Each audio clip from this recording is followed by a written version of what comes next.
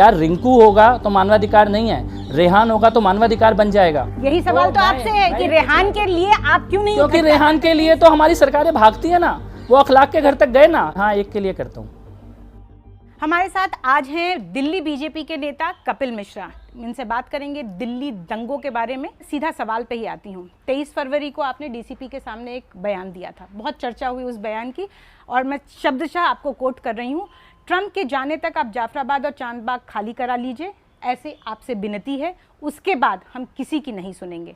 आपसे जानना चाहती हूँ, क्यों आपके बयान को उत्तेजित करने वाला बयान ना माना जाए?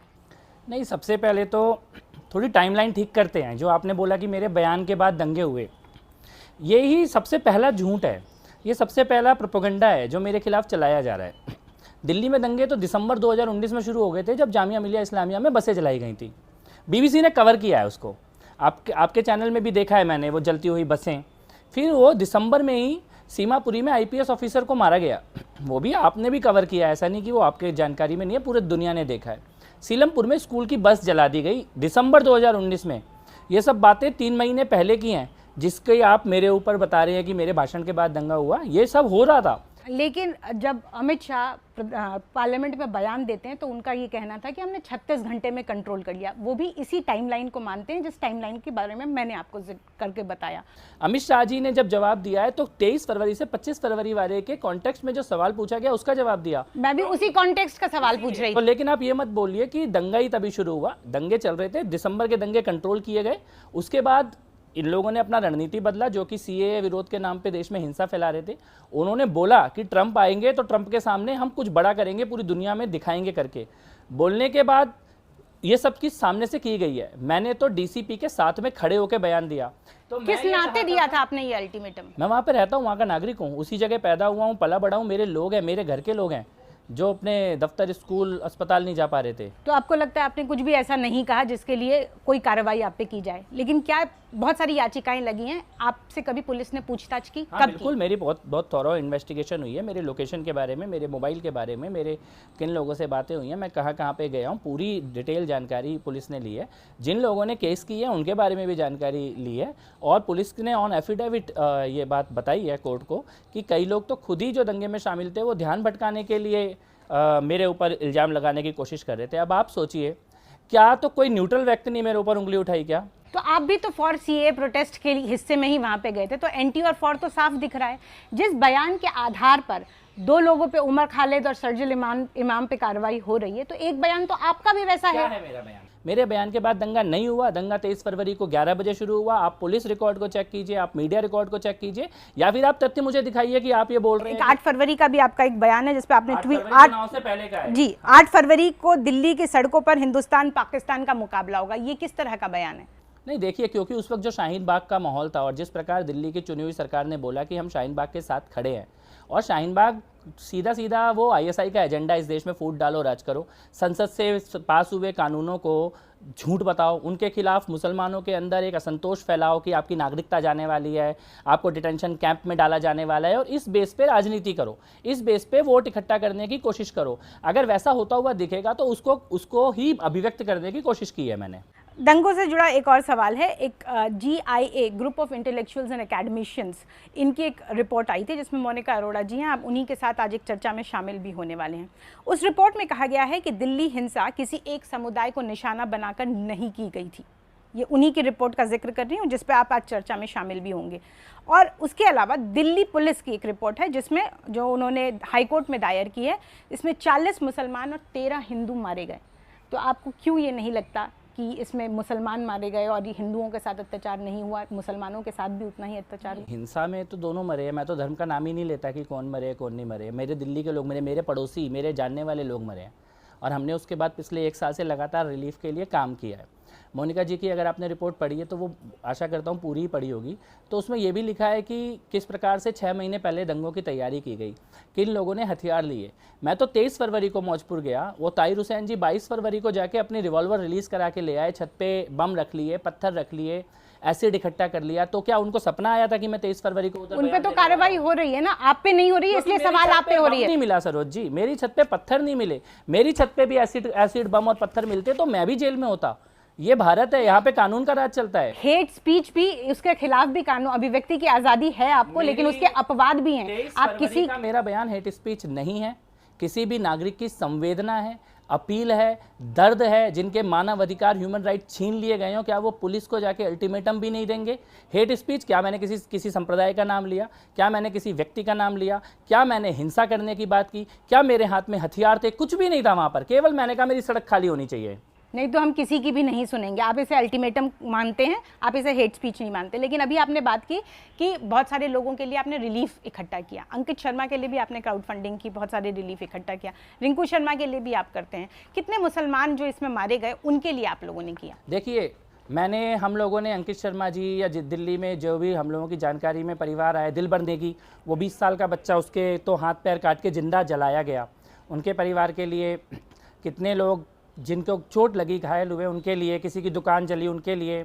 उसके बाद राजस्थान में करौली के लिए रिंकू शर्मा जी जो आपने एग्जांपल दिया, उनके परिवार। मैं दिल्ली दंगों के स्पेसिफिक पूछ रही हूँ। हम लोगों ने मदद इकट्ठी की है। दिल्ली दंगों में हमने ये देखा कि उधर वक्फ बोर्ड, दिल्ली सरकार, सब एक ही प्रकार से एक ही लोगों के लिए काम कर रहे हैं, क्योंकि तो कुछ लोग छूट गए थे, जो छूट गए थे उनके लिए हमने काम किया। बाकी सबको मिला है मुआवजा, आप ये कहना चाह रहे हैं? और बाकी जो मुसलमान मारे गए उनके लिए आपको करने की कोई जरूरत नहीं थी? सरकार ने नहीं किया है क्या? आप ये, अगर आपको लगता है कि सरकार ने नहीं किया है तो मैं भी जाके करने की कोशिश करूंगा, पर मुझे लगा कि कुछ कपिल मिश्रा की कोई जिम्मेदारी नहीं बनती? एक देश का नागरिक होने के नाते आपने अल्टीमेटम दिया, आपने उन बाकी लोगों के लिए क्राउड फंडिंग की, इसलिए तो आप पे इल्जाम लगता है कि आप एक के लिए करते हैं। हाँ, एक के लिए करता हूँ। आप इस बात को स्वीकार करने को? हाँ, मैं इस बात को स्वीकार करता हूँ। जो छूट गया, जिसका कोई नहीं है, जिसको कोई पूछने नहीं आएगा, जिसके लिए कोई वक्फ बोर्ड नहीं बनाया गया, जिसके लिए इंटरनेशनल फंडिंग नहीं आती, जिसके लिए बड़े बड़े पत्रकार नहीं बोलते, उसके लिए मैं बोलता हूँ। इसी से दूसरा, आप कह रहे हैं कि जिसके लिए कोई नहीं बोलता। दिल्ली पुलिस बोल रही है कि रिंकू शर्मा के मामले में आपसी रंजिश है, व्यवसाय में कुछ प्रॉब्लम हुई, लेकिन आप कहते हैं कि नहीं, वो तो हिंदू चंदा इकट्ठा करने निकला था, इस वजह से। क्यों? तो फिर अभी आप भी दिल्ली दंगे से अलग गए हो, तो जब मैं जाऊंगा तो रोकना मत। आप पुलिस को क्यों नहीं मानते? फिर मैं सिर्फ इतना कह रही हूँ कि पुलिस को, जब मैं पुलिस को मानूंगा तो आप बोलोगे तो पुलिस मेरे साथ है, जब मैं पुलिस को नहीं मानूंगा तो बोलोगे क्यों नहीं मानती है। तो फिर मैं पुलिस को मानूं तो आप भी मान लो दिल्ली दंगे में पुलिस की सारी बात को। नहीं, हम तो मान ही रहे, हम तो सिर्फ आपसे सवाल पूछ रहे हैं, हमने नहीं मानने वाली तो कोई बात ही नहीं की। इसीलिए मैं ये कहना चाहता हूं कि जब दिल्ली पुलिस ने रिंकू शर्मा जी के लिए बयान दिया, वो घटना का पहला दिन था, तब तक तो रिंकू शर्मा जी की माता का भी स्टेटमेंट रिकॉर्ड नहीं हुआ था, उस जगह से कोई फॉरेंसिक सैंपल इकट्ठे नहीं किए गए थे, जांच हुई नहीं थी, शुरू ही नहीं हुई थी, और बयान दे दिया दिल्ली पुलिस ने। माता जी तो घटना स्थल पर थी ना, प्रत्यक्षदर्शी थी, भाई प्रत्यक्षदर्शी था। जो लोग वहां पर थे उनका बयान रिकॉर्ड करे बगैर, फॉरेंसिक सैंपल लिए बगैर, सभी लोगों को, you can't conclude the investigation, that was a conclusive. But Kapil Mishra can conclude. आप बोल रहे हैं कि मैंने कंक्लूड नहीं किया सरोज जी, मैंने ये बोला कि दिल्ली पुलिस को परिवार का बयान लिए बगैर, पूरी जांच किए बगैर, जो कंक्लूजन है उसके ऊपर नहीं कूदना चाहिए, पहले जांच होनी चाहिए। और मुझे लगता है कि वो सबको समझ भी आया, इसीलिए अभी वो जांच क्राइम ब्रांच कर रहा है। एक दूसरे सवाल पे आते हैं। एक टूल किट के बारे में आपने बहुत सारे ट्वीट्स किए, मुझे भी आपके ट्वीट्स मैं भी पढ़ती हूँ, लेकिन एक आपके ऊपर भी बहुत सारे टूल किट का बात चल रही है। हिंदू इकोसिस्टम नाम पे आपने एक बहुत बड़ा टूल किट बनाया है, न्यूज़ लॉन्ड्री ने इस पर पूरी एक रिपोर्ट की है। ये जानना चाहती हूँ, हिंदू इकोसिस्टम, उसमें जो आप टूल किट पोस्ट करते हैं, क्या ज़रूरत है उसकी? पहली बात तो हम कोई टूल किट पोस्ट ही नहीं करते, वो न्यूज़ लॉन्ड्री जानबूझ के टूल किट कहना चाहता है, क्योंकि न्यूज़ लॉन्ड्री को दिशा रवि से अटेंशन डाइवर्ट करनी है, वो ध्यान हटाने की कोशिश कर रहे हैं। हम लोग साधारण मुद्दों पे कैंपेन करते हैं, लोगों को जोड़ते हैं। और मुद्दे भी कैसे हैं? पुराने भारत के मंदिर कैसे थे, हमारे पुराने राजा कैसे थे, हमारा देश का इतिहास क्या रहा है, उस तरह के 16 मुद्दे हैं। न्यूज़ लॉन्ड्री ने भी 16 के 16 मुद्दे उसमें लिखे हैं। वो 16 में आप टॉपिक की बात करते हैं, लेकिन कैंपेन तो आप भी चलाते हैं। हिंदू हॉलोकास्ट, 11th मार्च, फ्रीडम फाइटर्स, उसके बाद आप इस पे ये चला रहे हैं। मैं उसी के उसमें से कोट करके बोल रही हूँ, church leaders slam violence of India's farmers rally. आप चुन के ओवैसी साहब के खिलाफ आप बोल रहे हैं कि अयोध्या वाली मस्जिद में नमाज पढ़ना और उसके लिए दान देना दोनों हराम। उनके भाषणों को आप निकाल के उस पे पोस्ट कर रहे हैं। किसी ने ग्रुप पे पोस्ट किया होगा जिसको हमने बाद में निकाल दिया। मुस्लिम गिविंग डोनेशंस फॉर राम मंदिर, उस हिस्से को आप लेकर बता रहे हैं, तो इसलिए आप पे आरोप लगते हैं आप हिंदू मुसलमान। मैं हिंदू होलोकास्ट की बात करता हूँ तो ये हिंदू मुसलमान कैसे हो गया?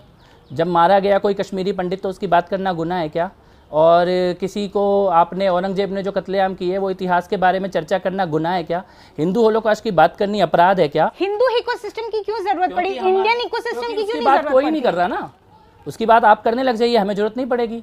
समझनी होगी कि हिंदू इकोसिस्टम से पेट में दर्द होना ये बताता है कि इस इकोसिस्टम की कितनी ज़रूरत है। मुझे पता है लोगों के पेट में मरोड़े उठ रही हैं, केवल नाम में हिंदू लिखना ही प्रॉब्लम है, ये आपके सवालों से भी उसके अंदर जो पोस्ट किया जा रहा है उससे भी दिक्कत है लोगों को। आवश्यक है उसके बारे में आपने जितने टॉपिक बताए उसमें से गलत कौन सा टॉपिक है? सिलेक्टिव होना एक धर्म के लिए, ये इससे दिक्कत है लोगों नहीं, अपने धर्म के लिए सेलेक्टिव हो रहा हूँ, किसी पे अटैक करने तो नहीं जा रहा, किसी के लिए वॉयलेंस के लिए तो प्रोवोक नहीं कर रहा हूँ, लेकिन क्यों नहीं अपने धर्म की बात करना हमारा गुनाह है क्या? इसमें आपने बहुत सारे ऐसे, जिस दिन ग्रेटा थनबर्ग का ट्वीट आया था उसके बाद भी आपने ये बताया कि आज हमें क्या ट्रेंड कराना है। तांडव फिल्म के बाद आपने यहाँ पे कहा कि हमें कौन सा हैशटैग ट्रेंड कराना है। तो इसके बाद आप पे ये सवाल उठ रहे हैं, इसमें समस्या ये उठ रही है कि सोशल मीडिया पर जो ट्रोल आर्मी चलाते हैं उसके सरगना आप हैं। इस तरह की बातें हो, क्यों ना हो, जब आप इसके पूरे आर्मी नहीं है, ये कैंपेन है, ये मुद्दा है। आप करें तो कैंपेन और ग्रेटा करे तो वो देश के खिलाफ कर लेना। मैं ग्रेटा के देश का तो नहीं करने जा रहा। दिशा रवि भारत की नहीं है? क्यों नहीं है भारत की? बिल्कुल भारत की है। अगर भारत के कानूनों का उल्लंघन किया होगा तभी उनके ऊपर कार्रवाई होगी। मैं तो सिर्फ इतना कहती हूँ कि अगर कपिल मिश्रा टूल किट बनाते हैं तो दिक्कत नहीं है, लेकिन अगर दिशा रवि बनाए तो दिक्कत क्यों है? मैं ये आपसे पूछना चाहता हूँ। कपिल मिश्रा की टूल किट से लोग लाल किले में जाके तिरंगा झंडा फेंक देते हैं तो कपिल मिश्रा भी जेल में होना चाहिए। अगर कपिल मिश्रा की टूल किट में ये लिखा होता है कि जहां जहां भारत की एम्बेसी है वहां वहां भारत को गाली दो तो कपिल मिश्रा को भी जेल में होना चाहिए। अगर कपिल मिश्रा की टूल किट के कारण ये बताया जाता है कि चाय और योग और भारत की पहचान को नष्ट करने का अभियान चलाया जाए तो कपिल मिश्रा पे भी कार्रवाई होनी चाहिए, लेकिन ऐसा है नहीं। आप जबरदस्ती दो बेमेल चीजों को तोलने की कोशिश कर रहे हैं। दोनों अलग अलग है। कपिल मिश्रा टूल किट्स नहीं बनाते हैं और सोशल मीडिया पे ट्रोल मैं आपको ये कहना चाहता हूं कि मैं अपने देश के खिलाफ काम नहीं कर रहा हूं, ना अपने धर्म के खिलाफ काम कर रहा हूं, और वो अपने देश के खिलाफ काम कर रहे हैं, दिख रहा है होता हुआ। आपसे ये जानना चाहूंगी, आपने तो एमनेस्टी इंटरनेशनल के लिए भी काम किया, ह्यूमन राइट्स के लिए काम करने वाली वो संस्था है, वो वाला कपिल मिश्रा, वो वाले कपिल मिश्रा और आज जो बीजेपी में नेता बनकर आए हैं कपिल मिश्रा, दोनों में आपको फर्क नजर आता है? नहीं, बल्कि मैं तो आज मानवाधिकार के लिए सबसे ज़्यादा काम कर रहा हूँ। तो चश्मा उतारने की ज़रूरत है जो लोगों को दिखाई नहीं दे रहा। अगर तो एक गरीब पुजारी जिसको जिंदा जला दिया गया उसके घर पे पहुंच के उसका घर के लिए मैं मदद कर रहा हूँ, वो मानवाधिकार नहीं होता क्या? क्या रिंकू होगा तो मानवाधिकार नहीं है, रेहान होगा तो मानवाधिकार बन जाएगा? यही सवाल तो आपसे है कि रेहान के लिए आप क्यों नहीं इकट्ठा करते? यही तो हमारी सरकारें भागती है ना, वो अखलाक के घर तक गए ना, 1 करोड़ रुपए का अनाउंसमेंट देने के लिए लोग भाग रहे हैं।